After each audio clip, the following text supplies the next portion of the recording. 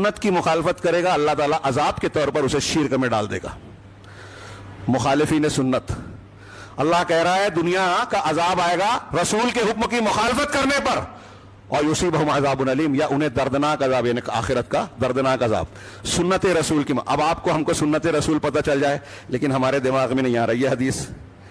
حالات نہیں کہہ رہے ہیں، خواہش نفس اس کے خلاف ہے، مولوی صاحب کا فتویٰ اس کے خلاف ہے، فلاں پیر صاحب بولتے ہیں، فلاں امام صاحب کا قول اس کے خلاف ہے. اختلافی بات نہیں کر رہا ہوں. امام حنیفہ، امام شافعی اور ائمہ کرام بری ہیں اس سے. کسی نے یہ نہیں کہا کہ میری بات غلط بھی ہو تو ماننا. سب نے کہا صحیح حدیث مل جائے تو میرا مسلک وہی ہے، میرا قول چھوڑ کے صحیح حدیث مان لینا. جہاں ہم سے غلطی ہوئی ہے غلطی کو چھوڑ دینا. اور اللہ تبارک و تعالیٰ نے نبی کی مخالفت اور موافقت کے تعلق سے حکم دیا ہے کہ آپ کی اطاعت کرو گے تو اس دنیا آخرت میں سارے فائدے ملیں گے، آپ کی مخالفت کرو گے تو دنیا اور آخرت میں عذاب. یہ مقام کسی اور کا دنیا میں نہیں ہے. آج حضرت عیسیٰ اور موسیٰ کی اتباع کا بھی نہیں ہے، تو کسی امام اور پیر کا کیا معاملہ ہے؟ اللہ تعالیٰ یہاں کہہ رہا ہے رسول کے حکم کی مخالفت کرو گے تو عذاب آئے گا.